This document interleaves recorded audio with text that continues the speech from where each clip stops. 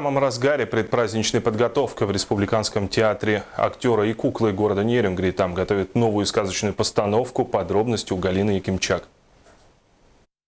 Постановка детского сказочного спектакля ведется по мотивам сказки Сергея Аксакова «Аленький цветочек». Пока еще не все декорации готовы, однако творческий коллектив с энтузиазмом подходит к новому спектаклю, репетируя каждый день. Этот спектакль является частью нашей новогодней кампании, которая состоит из двух частей. Это первая часть спектакля на сцене и вторая часть на третьем этаже интермедия. Постановка, конечно, отличается от оригинальной сказки. Необходимо отметить, что не только режиссер, но и сами актеры находят интересные методы подачи публике материала. В этом случае соавтором пьесы стала Кристина Никифорова. С ее легкой подачи в спектакль введены новые герои – Баба Яга и Скоморохи, которые делают всю постановку более яркой и живой, стилизуя ее под русскую народную сказку. Потому что они являются уличными персонажами, которые веселят, дарят праздник людям, дарят веселое, хорошее настроение. Сказки – это всегда чудесно.